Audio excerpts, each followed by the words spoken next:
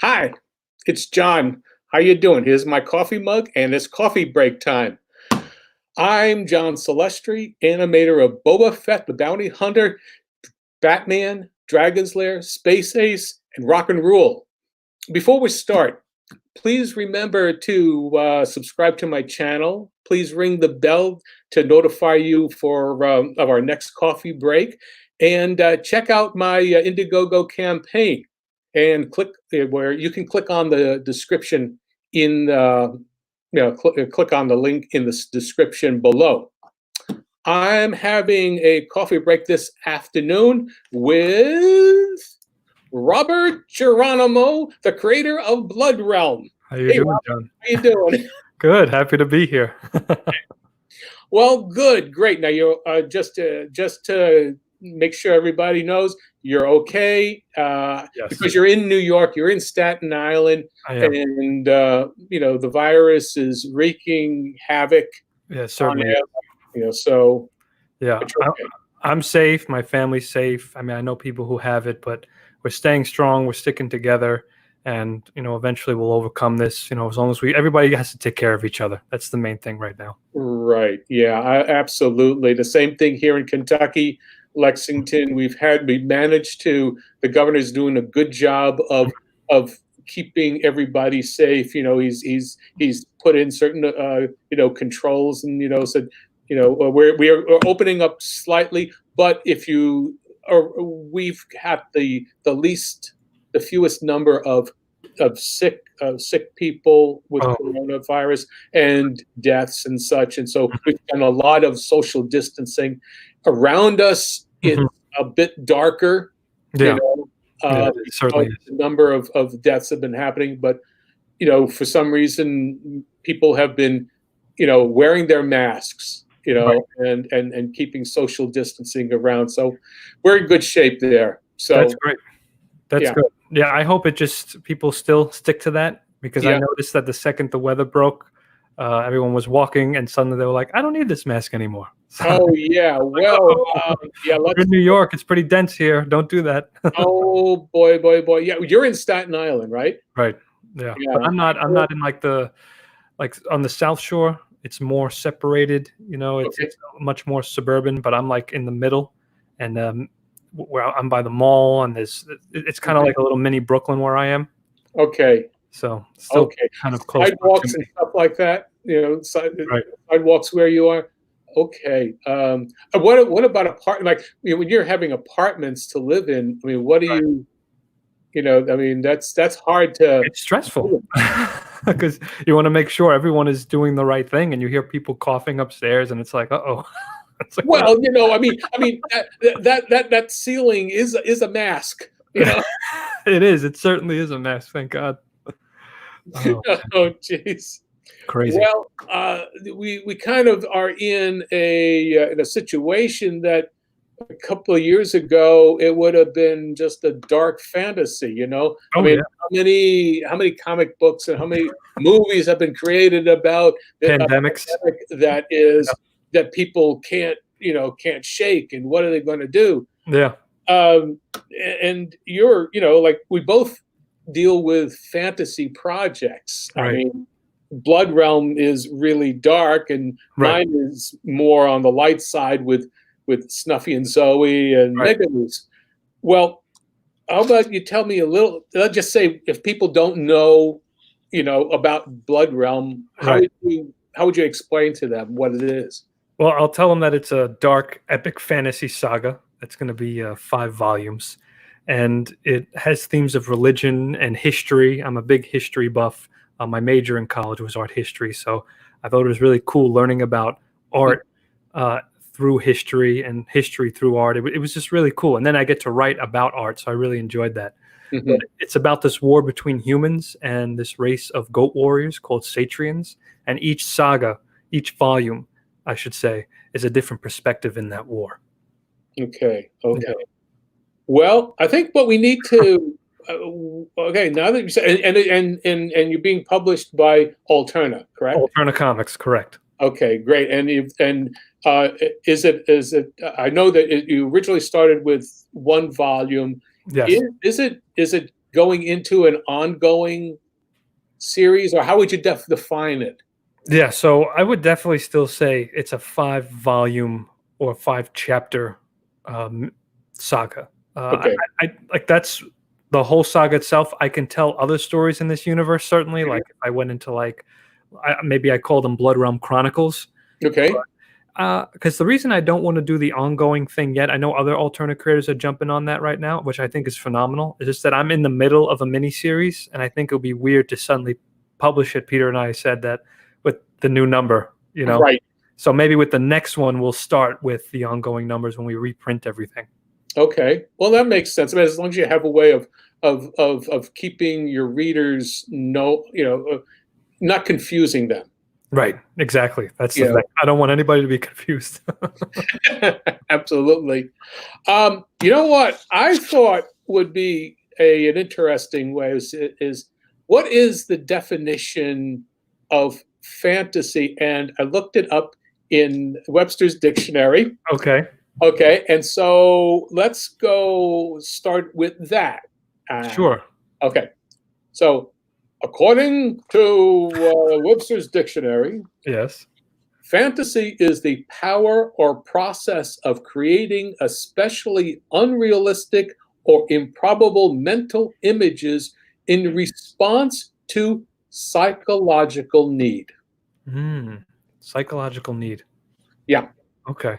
that's Well, the that's an interesting thing because fantasy starts with the creator, right. Exactly. and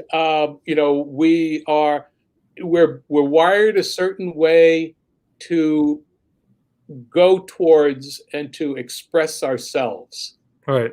and that's why some people are naturally gloomy, some people are naturally happy, Right. some swing back and forth. I was gonna say some are both. Pardon?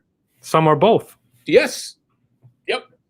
Well, so psychological need. Now, Yeah, what's that? So now, who's the need for? Is that for the reader or is that for the author? it doesn't say in Hmm. the definition. It doesn't say. Webster. Yeah. Well, this is the conversation that we have right now. I mean, here we Right. are, both creators, Mhm. and we both have experienced our need. Well, we have our need to create. Otherwise, Correct. we wouldn't spend the time, Yeah. to do it. Now, in with Blood Realm, Mhm. for example, what was the genesis of it for you? Mhm. The genesis. Well, I'll tell you this first. I didn't actually always work in dark fantasy comics. I Okay. actually did children's books first. Well, that can be dark. Right, it can be. Oh, it most certainly can, especially like Maurice Sendak. Yeah. What was the one with the kitchen, the night kitchen? Oh, I've got that. Oh, I've got the Love original that. original publication of it. That's to me that's one of the greatest children's books of all time. Oh yeah, that's one of the best. Yeah. And when you think about it, because it's a new little boy too. I think Yeah. I'm looking Oh, back at it, oh, like, that's how did little that get Nemo. Yeah, That's Little Nemo is that's my little Nemo.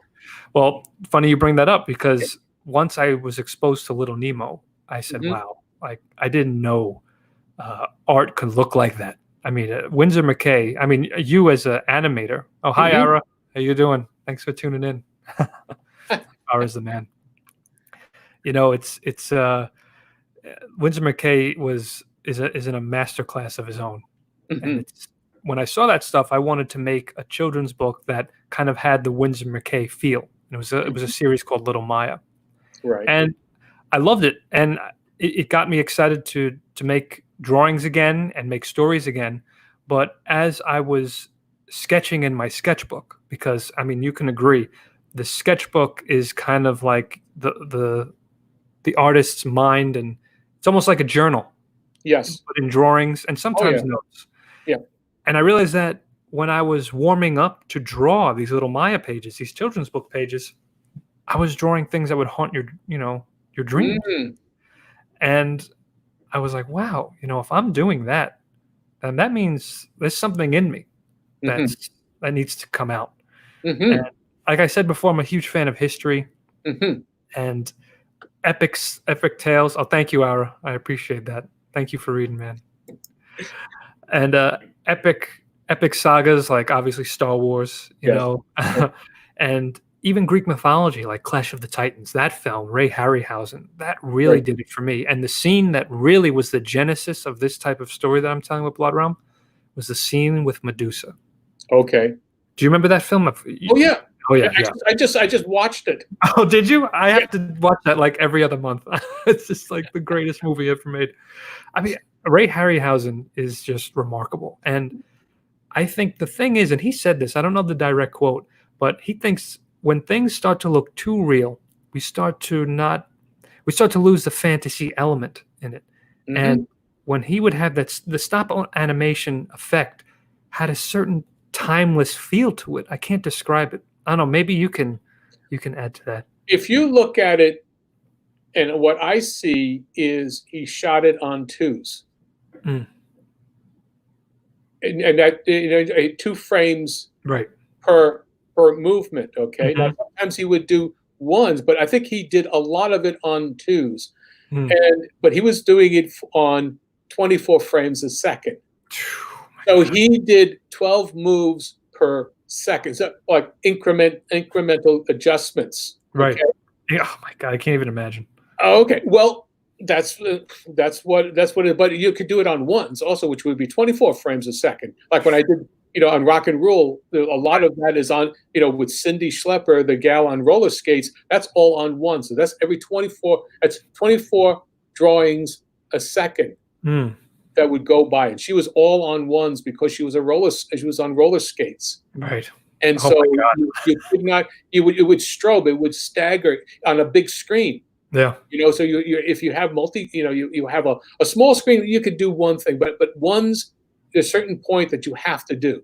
sure. Um, and then so with the stop motion, what he did, it moved it so that it was still hand done. Otherwise, it would be crazy. But today, it's 60 frames per second. I can't. Yeah.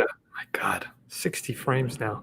So like is it possible to even how do you do stop animation, with 60 frames? Is it even more No, you kick back into doing 24 frames, but what happens is that there's an adjustment that where things would be like if you see actually do stop motion, if you're running an old movie frame by frame, you'll Mhm. see that sometimes you have double images because things aren't stop. They're in motion. That's why you have a little a swipe effect Yeah. that happens. Things that are out of focus is because it didn't stop fast enough. Oh, okay. So what happens then is if you look at video now, everything is so crisp. Yes. There is no everything is just too much. There's too much going on I there, agree. and Right. that's where it hurts your eyes. Right. And what I love about the Harryhausen stuff, and who was the guy? Oh, I forgot his name. Shame on me. The one who did King Kong. That's Ray Harryhouse. Oh no. No, mentor. Oh Lord, I thought that was Harryhausen. No, it wasn't. He looked up to him. I forgot who he was though. Oh, But I know. Shame on us. Wilmer. Oh, good Lord. I'm sorry. Right. I'm Well, getting old. I have no I can have senior moments. right, right. It's just, I think there's something about seeing the hand of the artist, Yes. it just makes it feel more magical. Yes. And that's why, although I color digitally with Blood Realm, Mhm. I make a point to make it very clear that I'm doing this stuff with traditional. You could see the Okay, splatter effect with my toothbrush. Mhm. It's kind of, and the way I work, it's very aggressive too. Mhm. The type of brush strokes I make, the way I literally sometimes attack my art with the paintbrush and with the splatter. I think all of that kind of just comes into the page, and I think it's very important when you have a series like Blood Realm that is so visceral. All right. Well, when you're attacking the page with, as you said, with brushes and with whatever tool you're using, there is a force that happens that it depends upon how careful it is. Right. You can see it, you can feel it, Correct. or you're and Yep. because there's again, blood splattered. Right. Sure. It's the difference between we just kind of swiping it with a brush like blood against this wall, versus it being hit Right. by extreme force. Exactly. So you can feel that, and it's hard to get that. I don't know, I because I don't work digitally other than to color Yes. or type dialogue. Yeah, it's hard to achieve. In my opinion, I feel there's just something, just like kind of when you see digital animation next to like traditional.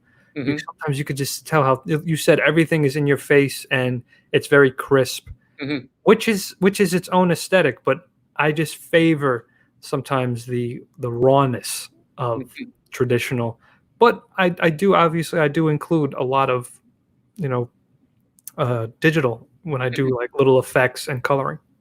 Right. Well, I mean, it would make sense to you for you to do that, but it Mhm. just depends on what works. So there's Exactly. always time saving that you really don't need to do Right. traditional. Right. Exactly. Yeah. And if there's things I can save time with by doing digital, then I'll definitely do it. You're right. Absolutely. Um, yeah. So I'm thinking about um, with so what was your genesis for the actual series for the book? So I knew I wanted to tell an epic fantasy tale. Mhm. One of my favorite stories was getting back to Clash of Titans was that scene where we have Perseus entering that temple where Mhm. Medusa is. Mhm. And I remember thinking like, what is this place? And it's Mhm. in ruins. So that just added a whole new factor for me Mhm. because the walls had history. This Mhm. temple, the ruins that Perseus was entering with his men to go slay Medusa, Mhm. had history, but I didn't know that history. So Mhm. my mind was kind of like coming up with things. And Mhm. that's kind of the story I wanted to tell. It mixed this fantasy element because it has this miraculous stuff with Zeus and Perseus and the sword and the shield and all this stuff, the gods. But then once we entered that Medusa scene, it was dark.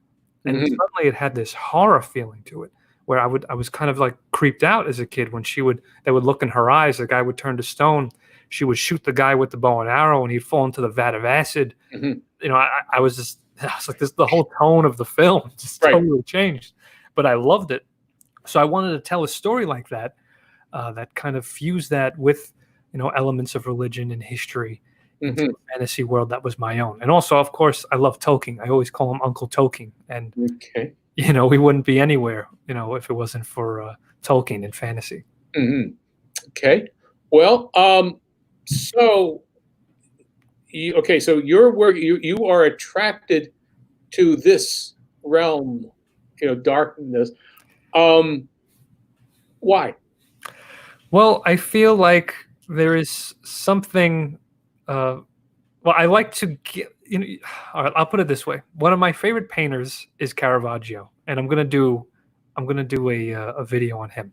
And one thing that was amazing about Caravaggio when he would do these religious scenes that the church would commission him to paint was that he wanted to get in your body, meaning he wanted you to feel uncomfortable. You have this incredible religious scene that's happening, but if there's a crucifixion scene, there's emphasis on the nails. There's Mm, emphasis on however this person is being martyred, whether it's the skin is being flayed or whatever. I mean, those saints went through some crazy stuff. yeah.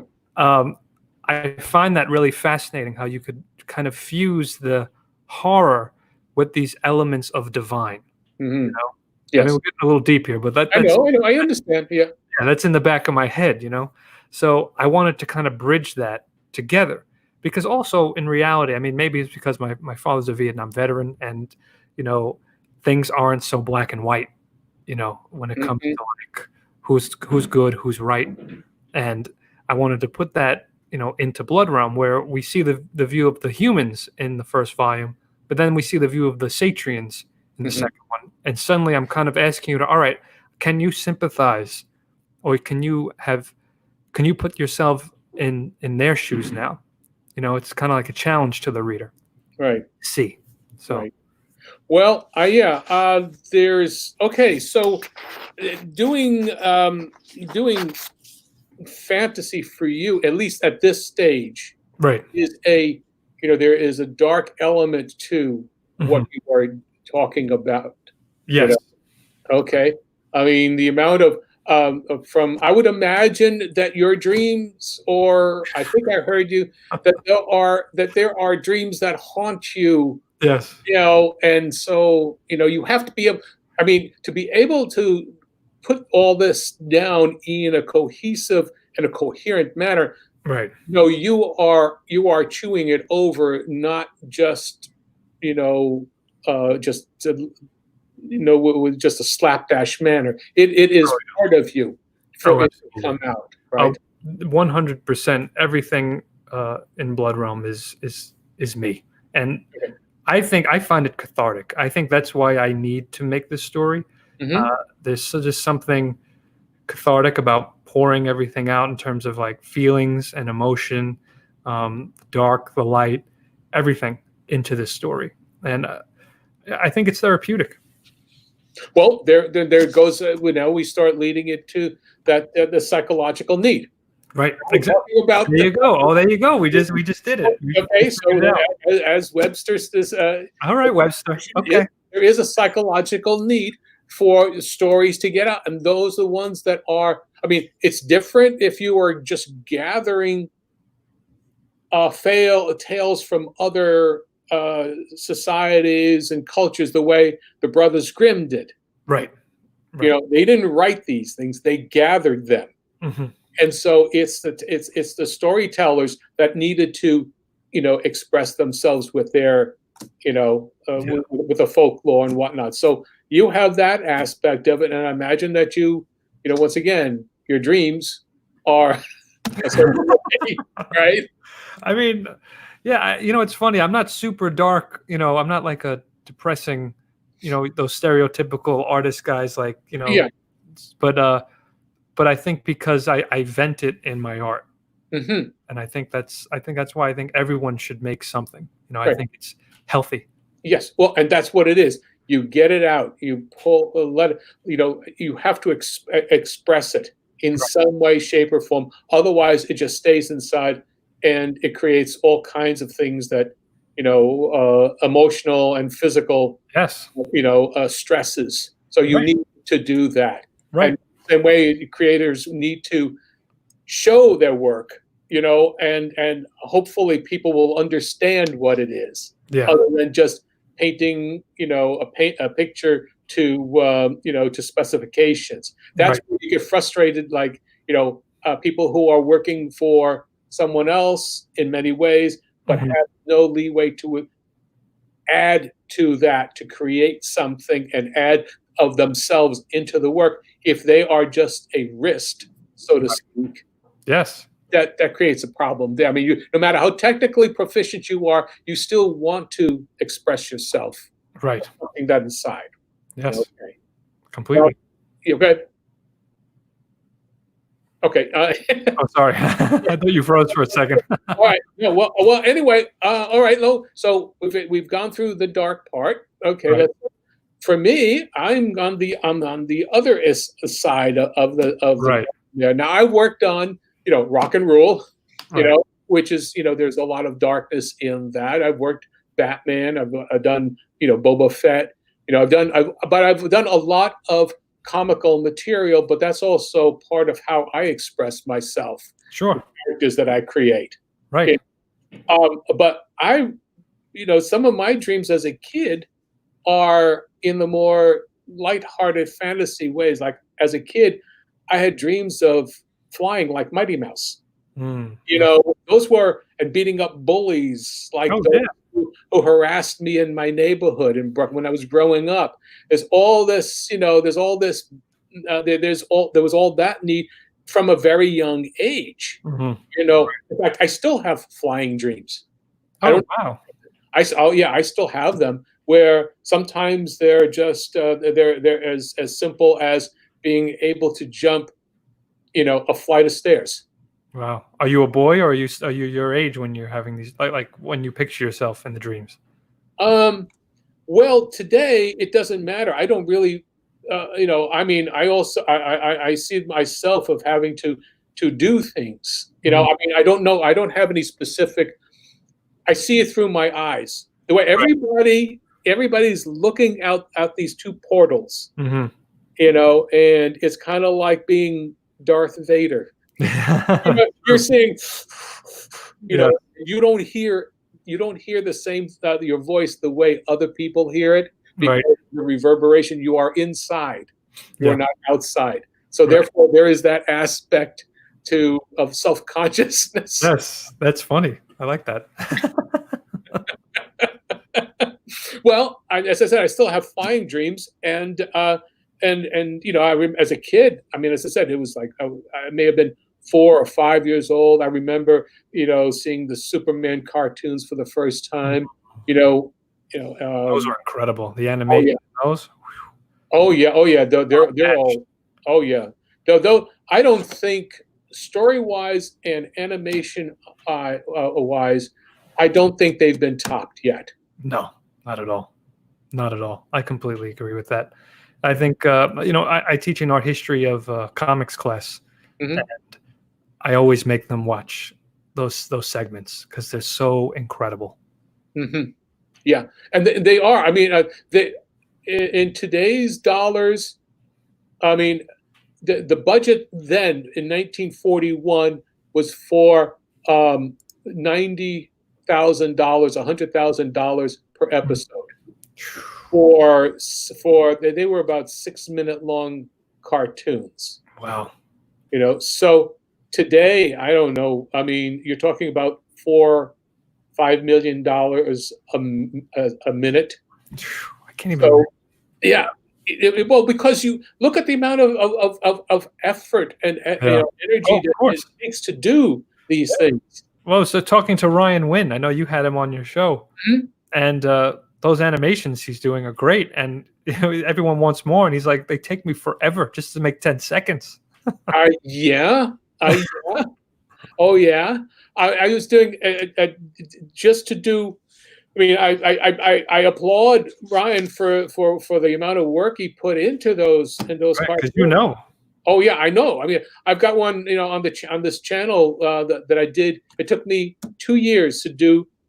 It was 2.5 minutes long. It's Snuffy and Zoey, and they're playing. They're working with their toy box, and they're doing all sorts of things. But I also put together the sound, the music, the Right, sound effects, the painting. You do the whole thing yourself. It takes a long time if you really care about what you're doing. right. And you put that effort in.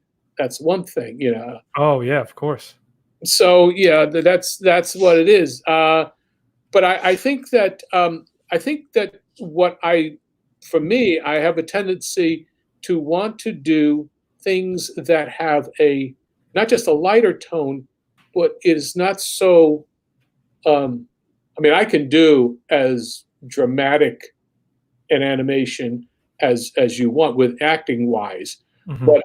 but I think that um, what I'm feeling, that aspect of myself, is I want to do things that are fantasy, that are lighthearted fantasy, but yet still have a touch of danger, in it. Have to.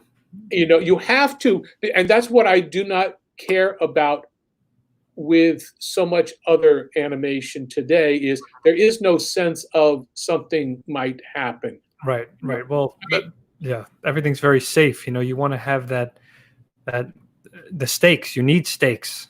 yeah. What are the stakes involved in this? I mean, kids. I mean, again, I don't think that the material that's being offered allows them. Everything is toned down to the point where Yes. there's no fear. You can't No.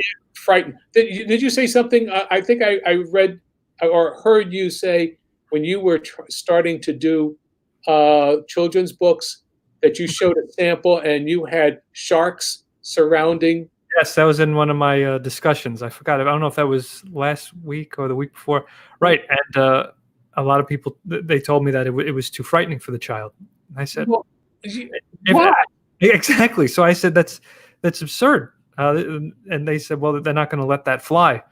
And I said, if how do they know how to conquer fear if they can't experience it?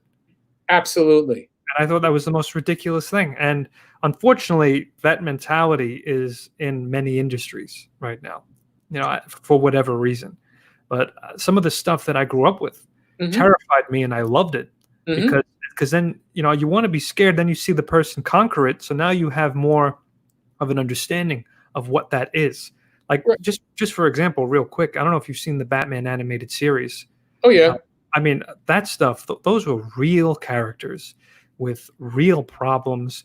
Uh, there was consequence, there was death, there was loss, there was depression, and so you had fear in many different themes. Hmm.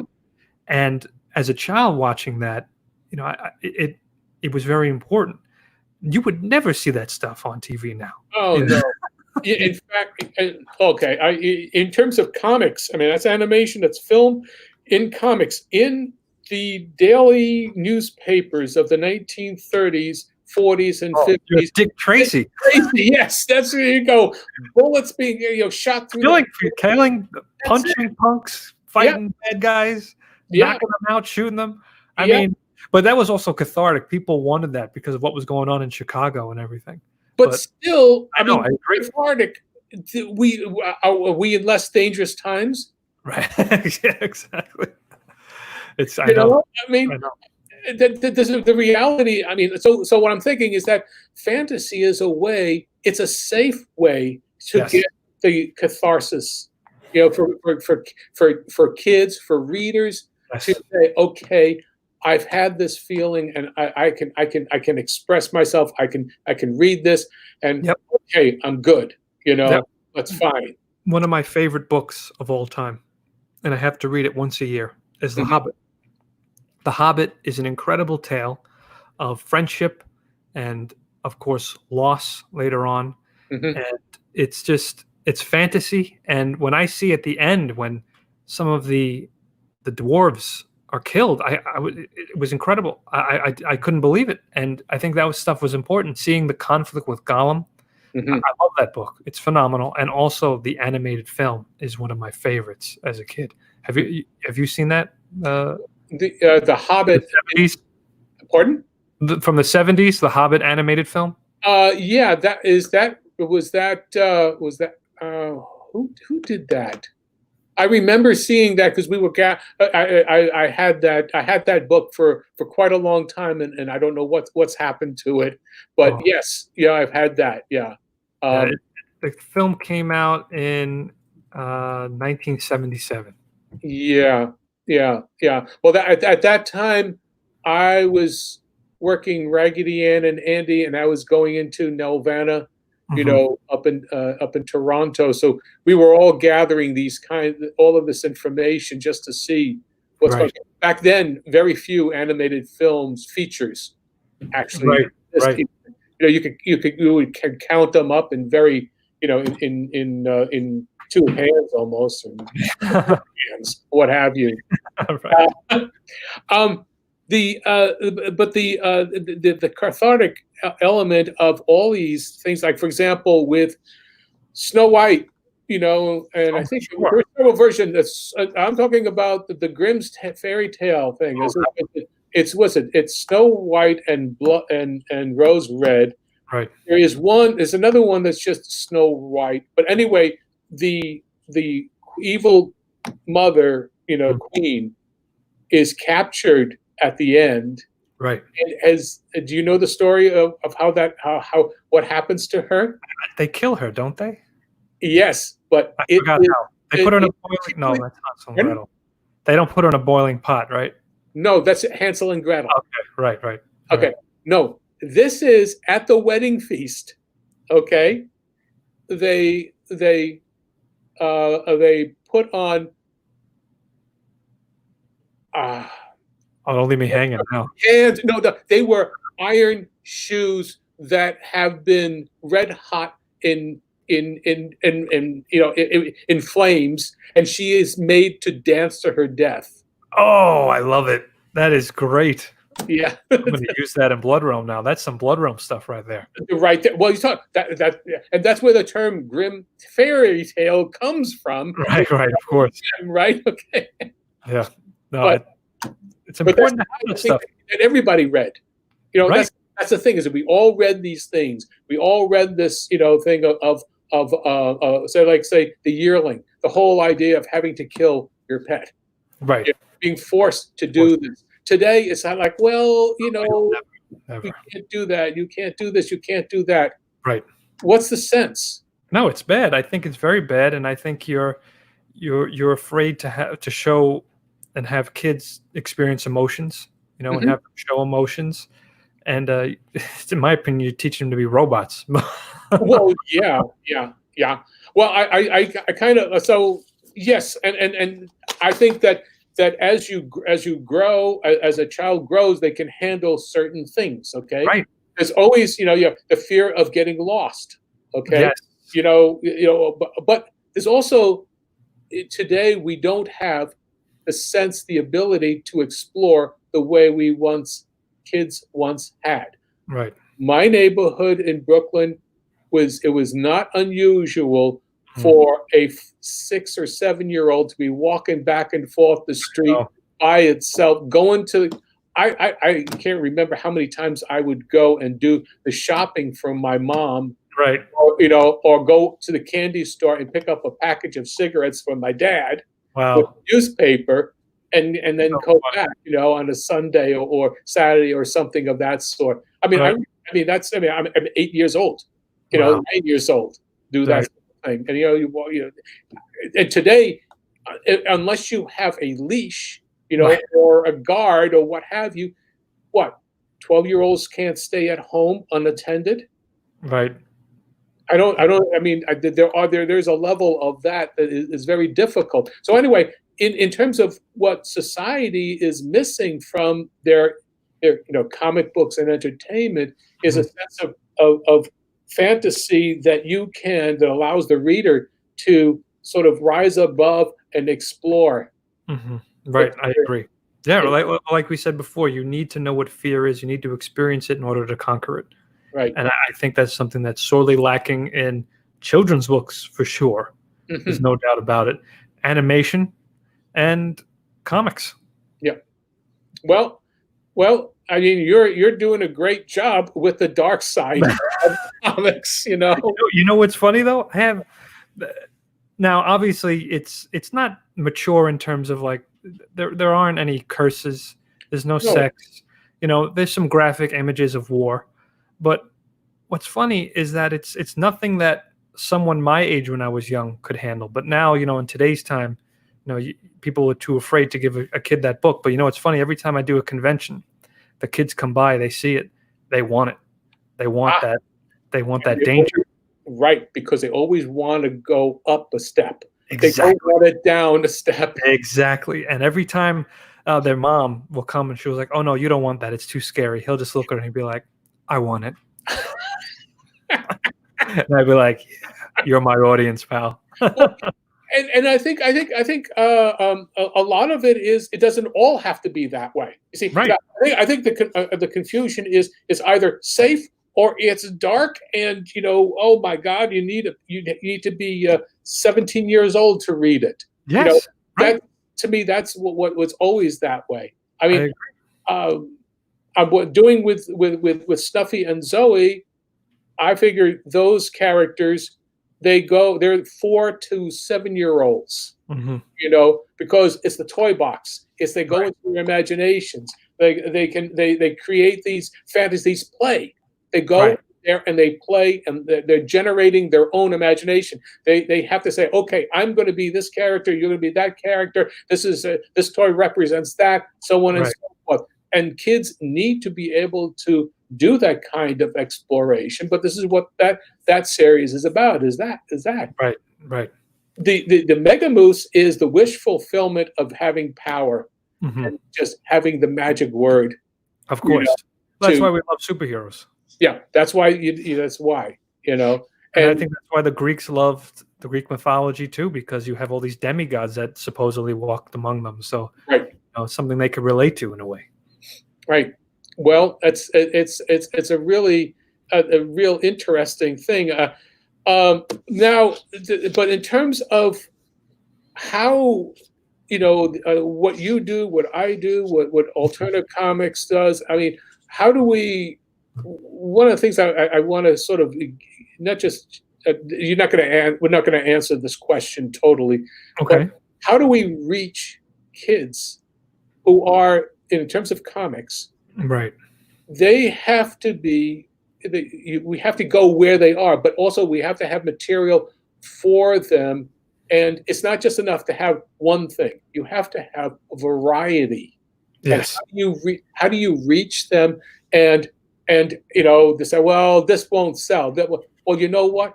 It's almost kind of like we're starting from scratch in terms of when the comic book industry wasn't an industry. It was a premium in 1935 or something like that. Right. It didn't happen. We don't have the newsstands that we can that No, will we don't. work. We don't. I think, look, you're fighting with multiple things. You're not just fighting with obviously newsstands and stuff like that, in terms of like not having them, and not, kids not really going out to the places where comics are. Like, I think grocery stores, they should be there because the parents are there.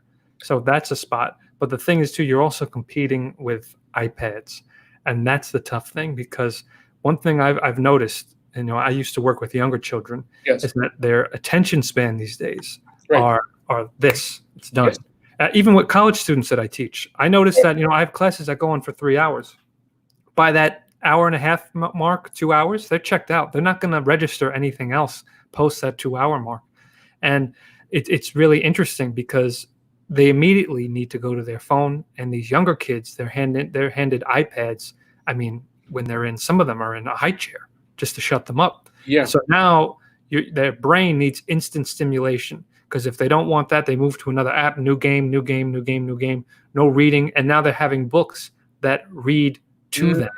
So that's the other problem, is that now you're having ebooks or books on the iPad that talk to them, and the sound effects are there, the dialogue is there, they're animated, everything. So now their imagination is kind of, it's hindered, because they're depending on the iPad to give all of those sound effects that usually the imagination would take care of. So I think it's a much deeper problem, to be perfectly honest, than as opposed to getting them in their hands. Yeah, absolutely. I know what you mean. I've been saying this for quite a long time. That the imagination is a muscle that has to be developed. 100%. Without that, people can't. Imagination is not just creating something. It's solving a problem. It's being able to actually differentiate making a judgment from one to another. Yes. When you do stuff, you say, well, I want this character to be such and such. Well, why would this character do such and such? Because of such a. If you can't do that, then you're just fed pablum, and your brain, your whole capacity is mush. Right. Yep. It's true. No, I agree. And again, I've noticed this for a while, and that's why with my first children's book, when I was doing children's books, I wanted to make mine wordless. And a lot of publishers didn't like the whole wordless thing. And again, they thought my book was a little too scary. But I ended up doing not an Indiegogo, a Kickstarter, and they were successful. I got grants from the Department of Cultural Affairs. That's one thing I tell future artists, is that apply for grants. Grants are fantastic. Oh, hey, Ryan. I just saw Ryan. I just noticed. So, it's tough. Look, even the author of Fight Club said himself that book sales are never going to be the same because of the competition with iPads and video games too. And look, I'm a gamer myself, but when I grew up with games, we had Pong. So we had plenty of imagination going on during Pong, but now you have games that are like so interactive, where it's hard to have certain imagination things going on because it's all there. Just like you said with the film, how it's overstimulation, everything's in front of your face. It's just so much going on. And how do you compete with that to someone who's going to feel, a little comic book and flip through it? Do they have the patience to sit there and read the images and the artwork? Well, I think there are two things. I understand totally what you mean.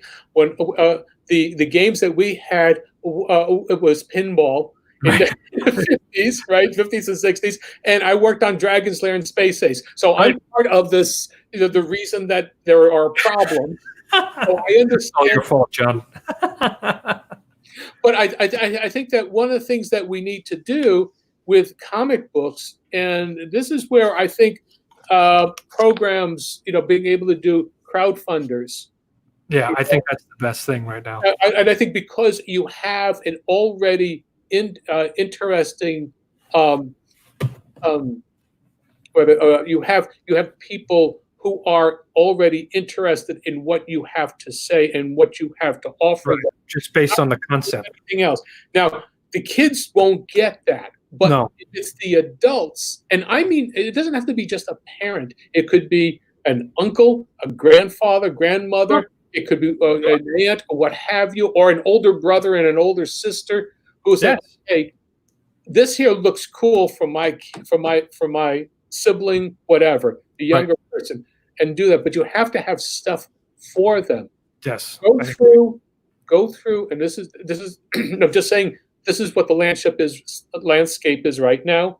Right. Go through the crowdfunding campaigns and see how many younger material aimed at younger is there, so there is. We need places. We need not. It's not a concerted effort. I mean, if artists don't feel like doing it, there's nothing that you can do about it. I mean, so that's where, for me, I'm compelled to do my material because I know that it will approach and it will be interesting enough for kids to be able to start looking at it and being intrigued by it. Yeah. Right. Yeah, it's an uphill battle. There's no doubt about it in terms of getting these kids involved in just in comics. It's very hard. It's just very difficult. But I do think it's a step in the right direction to put them back in the spots where parents are taking their kids. Because look, you have to go where the parents are. So Right. grocery stores. That's where I got my first comic. Was at a grocery store. It wasn't a comic shop. It was I don't know if my mom did it to make me quiet, when she was shopping, but she got me my first comic, and I was addicted from there on out. And I was excited to go with her to the grocery store like once a week or once a month because I knew, there's comics there. I can read about these cool characters. Right. Well, I remember being in it was in Los Angeles, and I was visiting, I guess, one of the comic shops. This is by 1985. Mm-hmm. Okay? And I remember, it may not even been, it might have been down in Santa Monica. Anyway, it was one of those comic book shops in the mid 80s. And one guy was saying, "Look at all these comics." And he was talking about what they had then. And I said, there are too many comics. Oh God! There are too many comics, and I had no shelf space. Yeah. With this. It's so overwhelming. I mean, and that's just another factor as to why I think the comic book industry is suffering. Because if you talk to any retailer, even my friend ran a comic book shop, and he would tell me, said, "There's too many titles. It's absurd how much stuff is on this wall. Like, where do I guide these people?" And then how overwhelming when I would walk in, even when I was younger, I'd be like, "Oh my God, how many titles come out? It's too much." Well, I think, and I'll call this a seeding. It's we have to go back in some ways. Some of us, at least, are easy to do this. Is you create seeds, packets of seeds, but those comic books are your seeds. But those stories have to be in bite-sized, complete standalones. You can have like for me, my first comic books were all. They were the 32-pager, well, maybe 48-pager. But you had like three complete stories. Like anthologies. Yeah, they were anthologies back then. No, the Superman book. I mean, if the Superman had a title, he had three stories. Oh, that's what I mean. Like he would have three different tales in the book. Yes, yeah. Well, that's anthologies to me is multiple features. In other words, like say comics or Action Comics had had Gotcha. had Superman, but it also had Johnny Slam Quick, Bradley. It had Slam Bradley on there. Yeah, all these various things. you're So right. You're right. the idea is to create a thing where even though there might be a basic storyline being developed, but Mhm. the stories are all beginning, middle, and end, and then you go to the next one, begin and middle, end. But you could see perhaps a growth in the character. You Right. know, And also the problem is too is that God, to make comics, it's so damn expensive. It's so expensive to hire a colorist, and if you want to hire a letterer, so that's why I think crowdfunding is fantastic now, yes. because you can invest in at least maybe 10 pages, and you could put it up and say, listen, this is what the product is going to look like. Here's the art, here's the words, read the first 10 pages. And now, so people know what they're getting, and then you could get the funding for it, and you're already acquiring an audience. And there's also like a mailing list too. That's what's great about those things. Right. Right. Well, I think thing about it is that those who, it's a long uphill battle, but it depends on what you really want to do with your time. You Right. know, for me, I'm in the third act of my life. So I'm saying, It's the okay, best act. yeah, well, I've got all this other stuff that I know. So we're And coming to the climax. I'm bringing this to the table here. So okay, here are my things. And so what I want to do for me, my point of view is, I'm doing a complete. I got three books, three complete books. Oh, great. Zoey's two Snuffy and Zoey books that are they're 22 and 32 pages long. Oh, And the Mega Moose book, which has two solid stories by themselves, 12-pager and 16-pager. okay. That by itself, those there alone. And then there's a book, a how to draw book for Snuffy and Zoey. So there's model sheets and coloring and whatnot. So that becomes you start doing as a package there Right. as first crowdfunder, and then you start saying, okay, these are what your characters are like. This is what you can have as a family. Right. You start thinking you have to bring something already done. If you don't already have, and I'm not just saying as a general, Sure. as general rule, but as someone who, if you don't already have a following, you Right. have to already say, this is it. I'm just waiting to get it printed. Right. Exactly. Yeah. I think that's the challenge, is getting that following first. I mean, I wouldn't launch any Indiegogo. Well, maybe we'll see, but until Blood Realm nears its conclusion, this way fans can see how dedicated I am to completing a saga, and seeing the final product, and hopefully they'll support other little stories that I want to tell, whether it be Blood Realm or not. Well, that's the big thing, is that how you as a creator, you have to have the trust of your readers, Have to and if earn they it. trust you to complete a story, why should they spend? Because these things are going to be expensive, no matter what. I mean, even at the cheapest thing, it's $10 plus shipping. Yes, 100%. Absolutely. You can't do it for any cheaper than that. It's impossible. And you have to, and like I said before, you have to earn that trust.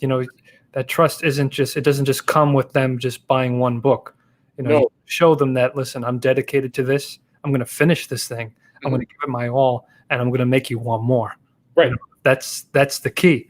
So I try to do that with every issue, every volume of Blood Realm. That's why each one has its own unique feel.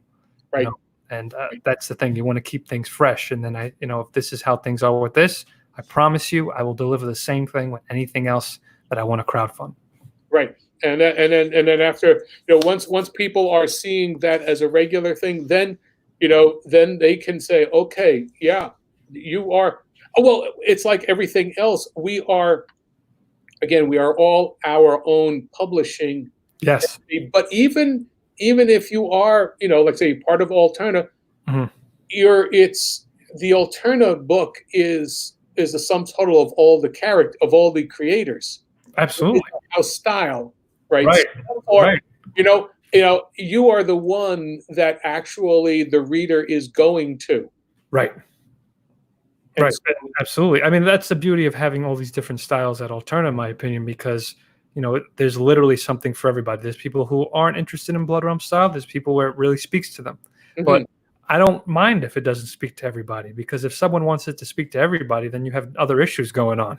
yeah, you know, to be perfectly honest, because right. you're never going to please everybody, and there's some people who aren't going to like it. That's perfectly fine.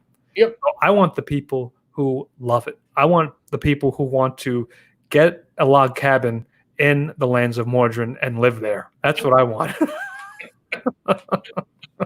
Well, yeah, that's great. Well, I want a magic feather that'll make me sneeze and turn me into a super being or something. Uh, Right. Right. Of course. Of course. well, anyway, this has been great. Oh, it's phenomenal, John. This was great. We're chatting and we're talking, and I mean, I hope we could do this again. Oh yeah, I'd love to have you on my channel for sure. That'd be great. Okay, that's great. Well, always promise to have this below, an hour, and we're getting close to that right now. So I'm just going to say, how do people get in touch with you, or reach you, and or what's the next thing that you're doing? When's the next Blood issue Realm. coming out? Yeah. It's coming out the end of the month. I believe it's like May 25th, around there. And I will say that this particular miniseries has been incredibly challenging, and it's been extremely rewarding at the same time, because I'm learning a lot about myself. I mean, I'm sure you can relate when you reach that, you level up a little bit. Yeah. And it's you got to climb that mountain a little bit to get to that next level. But when you get there, you're like, all right, now I have all this knowledge now, and I learned so much. So I'm applying that to this whole mini series. So people can find me on Instagram and Twitter at Geronimo Draws. I also have a YouTube channel where I have guests on, and I do some lore videos about the world of Blood Realm. And you could get comics from robertgeronimo.com and alternaaccess.com.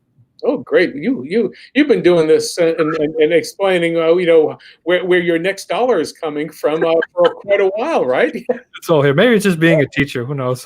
Well, yeah, that's another thing. That's another thing that's good. But that's that's a whole nother story, another show. Yeah. Teaching art and whatnot. Right. So, well, great. Well, for me, you can still get me here at my channel. I've got an Indiegogo campaign going where I've got my drawings from Rock and Rule, from Dragon's Lair, Space Ace, Boba Fett, Batman, and Do you do commissions, John? pardon? Do you do commissions? No, I don't. Oh, damn. Well, I mean, the closest I've gotten to as a commission right now is doing the pencil sketches for Boba Fett. Right. Yeah. Okay. Other than that, no. The reason I don't do them is because my hand, I've got arthritis, and Oh, using, it's been coming on, gradually, and it's really hit me. So I have to make sure that I've got enough energy for my projects. sure. So Sure. that's why I don't do anything, because I'm doing everything with pencil. Right. Right. No. Yeah. No. There's a lot going on with the wrist and the hand and everything with that. Yeah, so that's that's why I don't do any of that. Mhm. So that's fine. But anyway, listen, it's been a pleasure. It was great. We will talk and chat, with you again at some other point. But Right. I'll definitely have you come on my channel for sure. okay, great. When this ends, we'll definitely talk. Okay, great. Okay, well, listen, everybody, thanks for being at the chat, and those who came in late, you can watch the repeat. It's kind of like a Channel 9, $1 million movie. They'll be There you showing go. whatever you want. So, Exactly. okay, Exactly. listen, take care, folks. See you tomorrow or next week. Bye. There you go. Bye, guys.